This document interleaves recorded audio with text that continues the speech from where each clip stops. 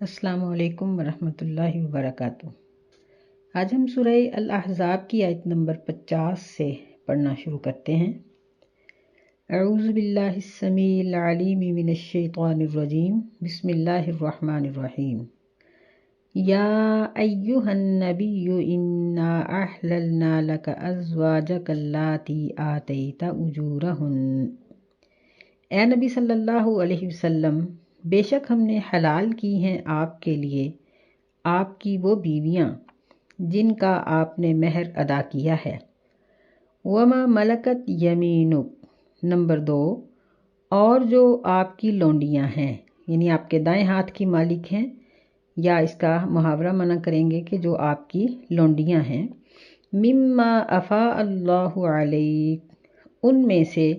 جو اللہ تعالیٰ نے آپ کو مال فے کے طور پر عطا کی ہیں۔ وبنات عمک، نمبر 3، اور آپ کے چچا کی بیٹیاں۔ وبنات عماتک، اور آپ کی پھپھیوں کی بیٹیاں۔ وبنات خالک، اور آپ کے ماموں کی بیٹیاں۔ وبنات خالاتک اللاتی ہاجرن معک، اور آپ کی خالاؤں کی بیٹیاں جنہوں نے آپ کے ساتھ ہجرت کی۔ وامرأۃ مؤمنہ،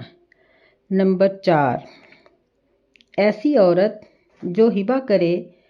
ان وہبت نفسہا للنبی، اگر وہ اپنا نفس، اپنی ذات کو نبی صلی اللہ علیہ وسلم کے لیے ہبہ کر دے۔ ان اراد النبی ان یستنکحہا، اگر نبی صلی اللہ علیہ وسلم اس کو اپنی بیوی بنانے کا ارادہ کرتے ہوں اور اس کے ساتھ نکاح کرنا چاہتے ہوں، خالصۃ لک من دون المؤمنین، تو آپ کے لیے خالص ہیں دوسرے مومنوں کے علاوہ۔ قد علمنا ما فرضنا علیہم فی ازواجہم وما ملکت ایمانہم، تحقیق ہم اچھی طرح جانتے ہیں کہ ہم نے ان کے لیے کیا فرض کیا ہے ان کی بیویوں میں سے، یعنی ان کی بیویوں میں سے ہم نے ان کے لیے کیا چیز فرض کی ہے، کس طرح کی عورتیں فرض کی ہیں۔ وما ملکت ایمانہم، اور جو ان کی لونڈیاں ہیں، یعنی مومنین کی لونڈیاں ہیں۔ لکی لا یکون علیک حرج، تاکہ آپ صلی اللہ علیہ وسلم پر کوئی تنگی نہ ہو۔ وکان اللہ غفورا رحیما، اور اللہ تعالیٰ بخشنے والا، رحم کرنے والا ہے۔ اس سورہ مبارکہ کے شروع میں ہی جس طرح اللہ تعالیٰ نے جو آیات ذکر کی ہیں ان کے مطابق یہ تمہید باندھی گئی تھی کہ اس میں بہت بڑے بڑے مسائل اللہ تعالیٰ نے ذکر کیے ہیں، اور یہ نبی علیہ السلام کی ازواج مطہرات کا ذکر کرتے کرتے درمیان میں اللہ تعالیٰ نے یہ ذکر کیا کہ اگر کوئی مرد کسی عورت سے نکاح کرتا ہے اور اس سے خلوت کیے بغیر، یعنی صحبت کیے بغیر، جمع کیے بغیر اس کو طلاق دے دیتا ہے تو اس کی عدت نہیں ہے، اور اگر اس کا مہر مقرر ہے تو اس کو آدھا دے دیا جائے گا، اور اگر مہر مقرر نہیں ہے تو فرمایا کہ اس کو کچھ نہ کچھ دے دو، اور اس کو سراحً جمیلہ، اچھے طریقے سے چھوڑ دو، اس کو ذلیل و خوار نہ کرو۔ آگے پھر اللہ تعالیٰ نے نبی صلی اللہ علیہ وسلم کو مخاطب کر کے فرمایا کہ اے نبی صلی اللہ علیہ وسلم، ہم نے آپ کے لیے 4 قسم کی عورتوں کو زوجیت میں لینا حلال کیا ہے۔ پہلی قسم ہے جن کا آپ نے مہر ادا کیا، اور دوسری آپ کی مال فے میں سے جو لونڈیاں تھیں، اور تیسری قسم ہے آپ کی رشتہ دار خواتین، ان کے لیے شرط یہ ہے کہ وہ ایمان کی حالت میں انہوں نے ہجرت کی ہو، اور چوتھی وہ عورت جو اپنے نفس کو نبی علیہ السلام کے لیے ہبہ کرے۔ اس آیت میں دراصل ان لوگوں کے اعتراض کا جواب دیا گیا ہے جو یہ بات کہتے ہیں کہ عام لوگوں کے لیے 4 بیویاں ہیں، 4 سے زیادہ ممنوع ہیں، تو خود نبی صلی اللہ علیہ وسلم کی اس سے زیادہ شادیاں کیوں ہیں؟ تو اس بات کا جواب اللہ تعالیٰ نے یہاں دیا ہے کہ حلت و حرمت کا اختیار اللہ کے پاس ہے۔ اگر اسے پچھلی آیت میں اللہ تعالیٰ نے غیر مسیس عورت کو عدت نہ گزارنے کا حکم دیا ہے تو اس میں بھی اس کی حکمت ہے، اور اگر اس نے عام مومنوں کو 4 بیویاں رکھنے کا حکم دیا ہے تو اس میں بھی حکمت ہے کہ عام شخص میں اس سے زیادہ طاقت ہی نہیں ہوتی کہ وہ 4 بیویوں کے حقوق ادا کر سکے، اور اگر اس نے نبی صلی اللہ علیہ وسلم کو زیادہ بیویوں کا اختیار دیا ہے تو یہ بھی اللہ تعالیٰ کی حکمت ہے۔ اللہ شارع ہے، شریعت بنانے والا ہے، شریعت ساز ہے، اور اللہ تعالیٰ جانتا ہے کہ کس کام میں کہاں حکمت ہے اور کہاں وہ کام جائز نہیں ہے۔ تو نبی علیہ السلام کے لیے یہ بیویاں حلال کی گئیں۔ ان میں سے جن کا آپ نے مہر دیا، اور یعنی مہر دیا یا باقی جو تمام بیویاں تھیں، یہ نبی علیہ السلام کی کل 9 بیویاں تھیں جس وقت آپ نے وفات پائی۔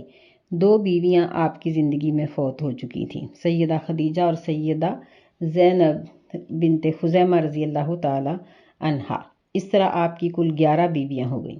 یہ سیدہ زینب، یہ ام المساکین ان کا لقب تھا، یعنی یہ مساکین کے ساتھ یہ بہت ان کا خیال رکھتی تھیں اور بہت ان کے ساتھ محبت کرتی تھیں۔ اور اس کے علاوہ جو آپ کی 9 ازواج مطہرات تھیں، ان کے اسماء گرامی یہ ہیں۔ یہ آپ کی وفات کے وقت حیات تھیں: سیدہ عائشہ بنت ابی بکر، سودا بنت زمع، حفصہ بنت عمر، ام سلمہ بنت ابی امیہ، زینب بنت جہش، جویریہ بنت الحارث، ام حبیبہ بنت ابو سفیان، صفیہ بنت حی اور میمونہ بنت حارث۔ یہ 9 بیویاں نبی صلی اللہ علیہ وسلم کی آپ کی وفات کے وقت یہ موجود تھیں۔ دوسرا اس میں یہ ذکر کیا گیا ہے کہ جن کا آپ نے مہر دیا۔ یہ مہر یعنی عائشہ رضی اللہ تعالیٰ عنہ سے پوچھا گیا کہ آپ کا مہر کتنا تھا، تو وہ کہنے لگیں کہ ہمارا مہر ہر ایک کا عام جو تھا وہ 12.5 اوقیہ تھا۔ یعنی نبی علیہ السلام نے جو اپنے پاس سے جن بیویوں کا مہر ادا کیا ہے سب کا برابر ہے، اور 12.5 اوقیہ یہ 500 درہم بنتے ہیں، اور درہم چاندی کا ہوتا ہے۔ یہ اگر ہم وزن کے حساب سے دیکھیں نا تو یہ یعنی 1.25 کلو اور 1.5 کلو کے درمیان بنتا ہے، یعنی تقریباً 1 کلو اور 10 چھٹانگ، 1 سیر اور 10 چھٹانگ چاندی۔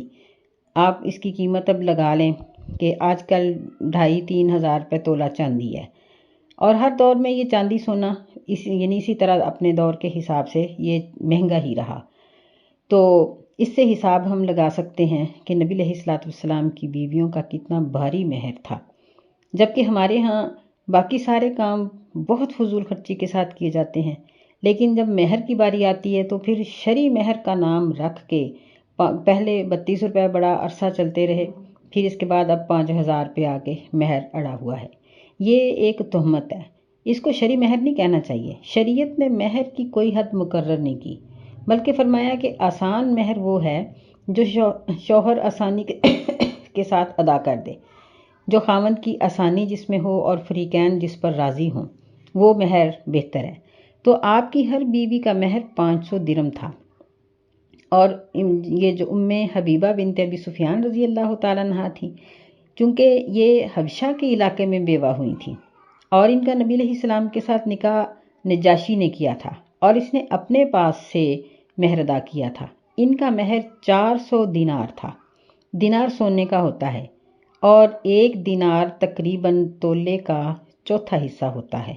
اب دیکھیں کہ یہ 400 دینار ہے، تقریباً 100 تولہ سونا۔ اب ہم اس سے حساب لگا سکتے ہیں کہ 100 تولہ یعنی کلو سے زیادہ بنتا ہے، یہ تقریباً 80 تولے ہوں تو 1 سیر بنتا تھا۔ تو دیکھیں کہ کتنا بھاری مہر تھا ان کا۔ تو اسی طرح صفیہ رضی اللہ تعالیٰ عنہ تھیں، تو ان کا مہر ان کی آزادی تھی۔ تو اس وقت غلاموں اور لونڈیوں کی قیمتیں بھی 30-30، 40-40 ہزار، پھر ان کے منصب کے حساب سے اگر کوئی خوبصورت ہوتی یا کچھ سمجھدار ہوتی تو اس حساب سے اس کی قیمت اور بھی زیادہ کر دی جاتی تھی۔ یہ خیبر کے قیدیوں میں سے آئی تھیں۔ نبی صلی اللہ علیہ وسلم نے ان کو سردار کی بیٹی سمجھتے ہوئے صحابہ کے مشورے کے مطابق ان کو آزاد کیا، اور پھر ان کا یعنی آزادی ہی ان کا مہر قرار دی گئی۔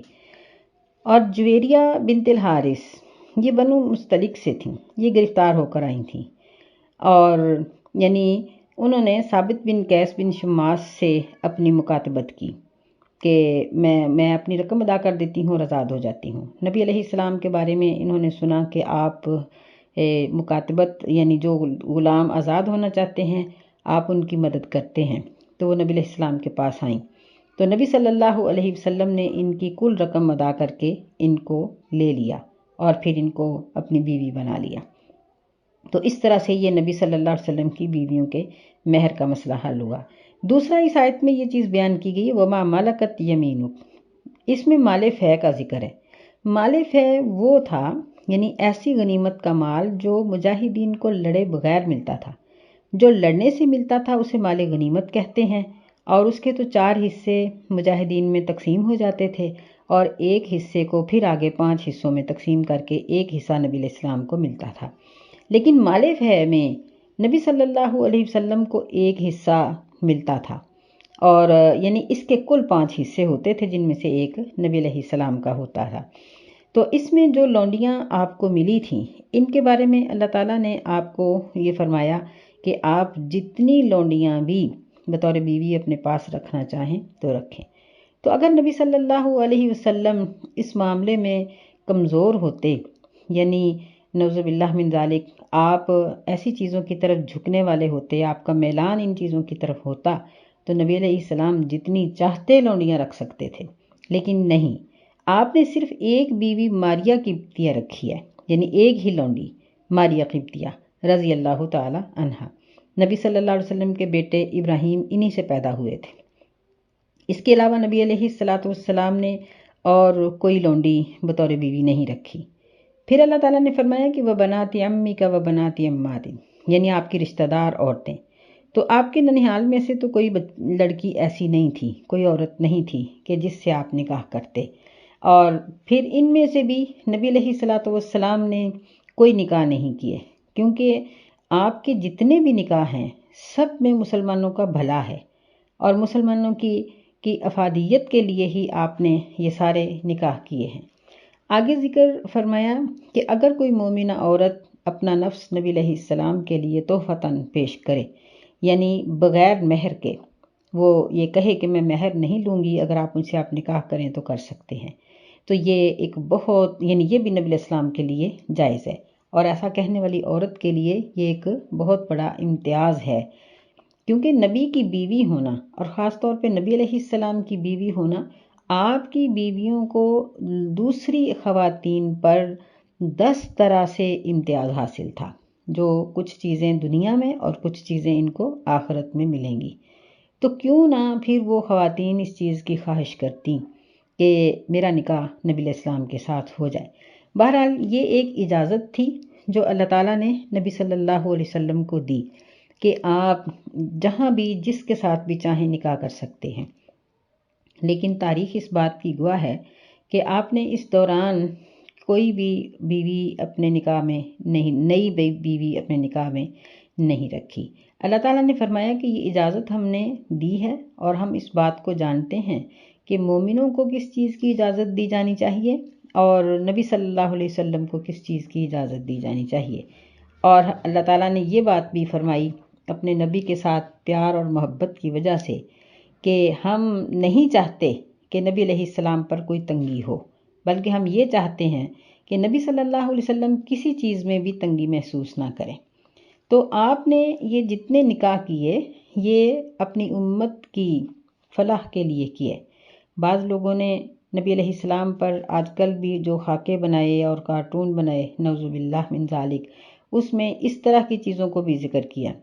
حالانکہ نبی علیہ السلام میں نعوذ باللہ ایسی کوئی چیز نہیں تھی۔ دیکھیں کہ سیدہ عائشہ رضی اللہ تعالیٰ عنہ سے نکاح کیا، سب سے پہلا نکاح آپ کا خدیجہ رضی اللہ تعالیٰ عنہ سے ہوا۔ نبی علیہ السلام کی عمر 25 سال تھی، خدیجہ رضی اللہ تعالیٰ عنہ کی عمر 40 سال تھی۔ جہاں عشق معاشقہ چلتا ہے وہاں یہ چیزیں نہیں ہوتی۔ اور پھر نبی صلی اللہ علیہ وسلم جس طرح خوبصورت اور خوبصیرت تھے اور شہرت یافتہ تھے، آپ کے لیے نوجوان لڑکیوں کی کوئی کمی نہیں تھی، لیکن آپ کے مزاج میں سنجیدگی تھی کہ آپ کنوارے تھے اور آپ نے بچوں والی ایک عورت کے ساتھ نکاح کر لیا، اور پھر اس کا مال سارا دین کے لیے خرچ کیا، کیونکہ انہوں نے اپنی وفات کے وقت اپنا مال نبی علیہ السلام کے لیے ہبہ کر دیا تھا۔ باقی زندگی بھر وہ اپنے مال کو، اس کی تجارت وہ کرتی رہیں، کرواتی رہیں، اور اس کا نفع وغیرہ لیتی رہیں۔ ان کی وفات کے بعد جب آپ کے 4 بچے تھے، 4 بیٹیاں، تو ان کے سنبھالنے کے لیے آپ نے سیدہ سودا رضی اللہ تعالیٰ عنہ سے نکاح کیا، جو کافی عمر کی تھیں۔ پھر ان کے بعد سیدہ عائشہ رضی اللہ تعالیٰ عنہ سے نکاح اس لیے کیا کہ شریعت کے نزول میں اور شریعت کے مسائل کو یاد کرنے کے لیے آپ کو ایک ایسی زوجہ کی ضرورت تھی جو آپ کی خانگی زندگی کو یاد رکھ کے امت تک ان باتوں کو پہنچاتی، اور یہ کام سیدہ عائشہ ہی کر سکتی تھیں اور انہوں نے ہی کیا رضی اللہ تعالیٰ عنہ۔ سیدہ حفصہ رضی اللہ تعالیٰ عنہ سے جب نکاح کیا تو یہ بیوہ تھیں، اور سیدنا عمر رضی اللہ تعالیٰ عنہ کی یہ بیٹی ہیں، اور ان کی خدمات اسلام کے لیے اسلام ان کو فراموش نہیں کر سکتا۔ آپ نے ان پر رحم کرتے ہوئے ان کے ساتھ نکاح کیا۔ پھر اسی طرح ام سلمہ سے جب نکاح کیا، یہ نبی علیہ الصلوۃ والسلام کی ایک ایسی صحابیہ تھیں جنہوں نے 2 مرتبہ ہجرت کی۔ ان کا پہلا شوہر جو تھا وہ عیسائی ہو گیا تھا اور اس نے حبشہ میں انتقال کیا، تو ان کو بہت پریشانی آئی۔ نبی علیہ الصلوۃ والسلام نے ان کے اوپر رحم کرتے ہوئے ان کے غالباً 5 یا 6 بچے بھی تھے، ان کے ساتھ نکاح کیا۔ اسی طرح سیدہ ام حبیبہ رضی اللہ تعالیٰ عنہ سے جب آپ نے نکاح کیا تو یہ ابو سفیان کی بیٹی تھیں۔ ان کے نکاح کے بعد ابو سفیان نے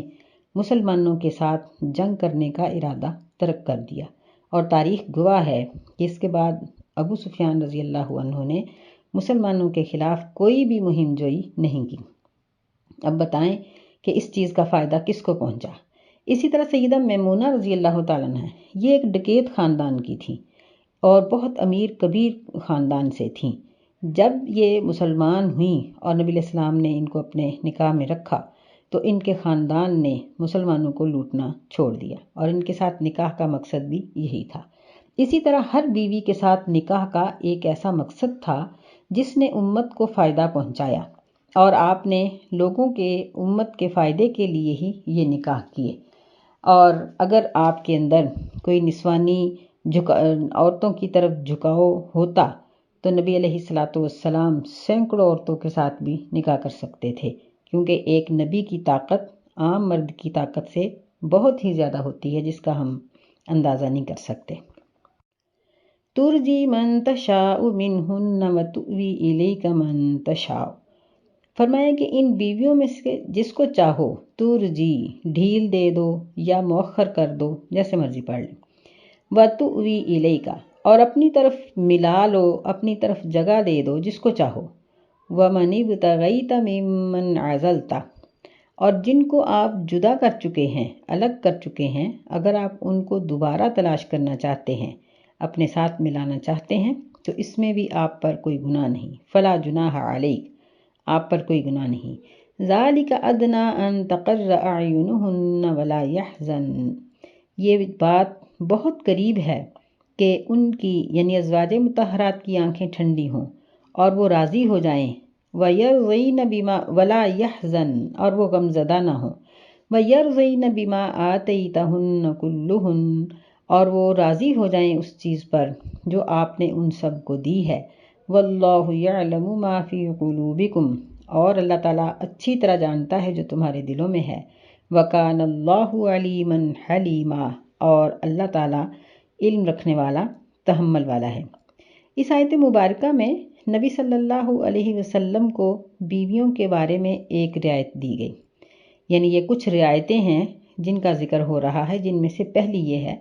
کہ آپ نے فرمایا کہ اگر کوئی عورت، پچھلی آیت میں فرمایا کہ آپ کے لیے اپنے نفس کو ہبہ کرتی ہے، بغیر مہر کے آپ کے نکاح میں آنا چاہتی ہے، تو آپ اس کو اپنے نکاح میں لا سکتے ہیں۔ دوسری رعایت یہ ہے کہ اگر آپ ان میں سے کسی بیوی کو مؤخر کرنا چاہتے ہیں تو آپ اس کو کر سکتے ہیں۔ جس طرح سیدہ سودا رضی اللہ تعالیٰ عنہ یہ بہت بوڑھی ہو گئی تھیں، تو ان میں وظیفہ زوجیت کی طاقت نہ رہی، تو نبی علیہ السلام نے ان کو یعنی جب انہوں نے یہ بات خود ہی سوچی کہ شاید مجھے نبی علیہ السلام فارغ نہ کر دیں، کیونکہ اہل عرب میں اس چیز کو برا نہیں سمجھا جاتا، بلکہ بہت بوڑھی عورتوں کو آرام حاصل کرنے کے لیے ان کو فارغ کر دیا جاتا ہے، تو انہوں نے کہا کہ آپ میرے ساتھ ایسا نہ کریں، بلکہ میری باری آپ سیدہ عائشہ رضی اللہ تعالیٰ عنہ کو دے دیں۔ تیسری رعایت جو اس میں نبی علیہ السلام کو دی گئی وہ یہ ہے کہ کسی کی باری آپ نے ختم کی ہو تو دوبارہ آپ اسے طلب کرنا چاہیں تو کر سکتے ہیں، اس میں کوئی مذائقہ نہیں۔ تو نبی علیہ السلام ساری بیویوں کے پاس باری سے جاتے تھے، کسی کی باری بھی آپ نے ختم نہیں کی تھی۔ سیدہ سودا رضی اللہ تعالیٰ عنہ نے خود ہی کہا تھا کہ آپ میری رات عائشہ رضی اللہ تعالیٰ عنہ کے پاس ٹھہر جایا کریں، یعنی انہوں نے خود ہی یہ بات کی تھی۔ تو اللہ تعالیٰ اس چیز کا اختیار دے رہے ہیں کہ اگر آپ اس کو دوبارہ باری دینے کا ارادہ کریں تو آپ کر سکتے ہیں۔ یعنی یہ رعایتیں ہیں جو اللہ تعالیٰ نے آپ کو آپ کی بیویوں کے بارے میں دیں، اور ان کا لحاظ رکھتے ہوئے دیں کہ ان کی آنکھیں ٹھنڈی ہوں اور وہ غم زدہ نہ ہوں، کیونکہ یہ وہی ازواج مطہرات ہیں جن کے بارے میں ہم پیچھے آیات تخیر پڑھ چکے ہیں کہ جب اللہ تعالیٰ نے ان کو اختیار دیا کہ آپ اگر نبی کے ساتھ رہنا چاہتی ہیں تو پھر سادگی کی زندگی گزارنا ہوگی ورنہ آپ فارغ ہو جائیں، تو ان تمام امہات المومنین نے نبی علیہ السلام کی صحبت کو اختیار کیا اور ان کے ساتھ ہر قسم کی مشقت برداشت کرنے کا وعدہ کیا۔ تو پھر ان کا یہ حق بنتا تھا کہ ان کو کچھ انعام دیا جائے۔ اللہ تعالیٰ نے یہ ان کو دنیا میں انعام دیا کہ آپ اگر ان میں سے کسی کو مؤخر کر چکے ہیں تو پھر ان کو دوبارہ اپنے ساتھ ملانا چاہتے ہیں تو آپ ملا سکتے ہیں، تاکہ وہ غم زدہ نہ ہوں اور وہ آپ کے دیے ہوئے پر راضی ہو جائیں۔ آگے اللہ تعالیٰ نے ان کو ایک اور بہت بڑا انعام دیا، فرمایا لا یحل لک النساء من بعد، کہ اب آپ کے لیے اس کے بعد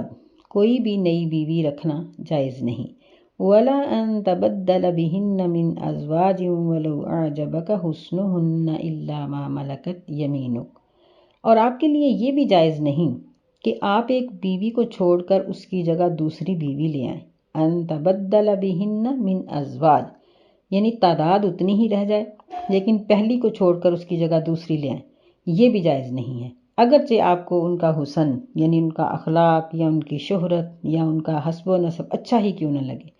الا ما ملکت یمینک، سوائے لونڈیوں کے، کہ لونڈیوں کے بارے میں آپ پر کوئی تنگی نہیں۔ وکان اللہ علی کل شیء رقیبا، اور اللہ تعالیٰ ہر چیز پر پوری طرح سے نگران ہے۔ یعنی یہاں اللہ تعالیٰ نے نبی علیہ السلام کی بیویوں کو یہ انعام دیا کہ اب اس کے بعد نہ آپ ان بیویوں کو چھوڑ سکتے ہیں، نہ ان کو طلاق دے سکتے ہیں، نہ ان کو بدل سکتے ہیں، بلکہ یہ آپ کی رفیق حیات بھی ہیں اور آپ کی آخرت کی ساتھی بھی ہیں۔ تو اس طرح سے اللہ تعالیٰ نے ان ازواج مطہرات کو ایک بہت بڑا انعام یہ دیا کہ ان کو امہات المومنین کا لقب دیا، اور پھر یہ نبی صلی اللہ علیہ وسلم کی زندگی کی بھی ساتھی ہیں اور آخرت کی بھی ساتھی ہیں۔ پھر یہ پوری امت کے لیے حرم ہیں، جو بھی ان کی شان میں گستاخی کرے گا وہ اسلام سے خارج ہے۔ اللہ تعالیٰ ہمیں ازواج مطہرات کو یعنی ان کو اپنے لیے نمونہ بنانے کی توفیق عطا فرمائے، اور ہمیں ان کے رستے پر چلنے کی توفیق عطا فرمائے، اور ہمیں توفیق دے کہ ہم نبی علیہ السلام کے اہل بیت کی ہم توقیر کریں، ان کی عزت کریں، ان کا احترام کریں، کیونکہ ان کا احترام کرنا بھی ایک بہت بڑی نیکی ہے۔ صلی اللہ علیہ وعلی آلہ وازواجہ واصحابہ وذریاتہ وسلم اجمعین، آمین یا رب العالمین۔ السلام علیکم ورحمۃ اللہ وبرکاتہ۔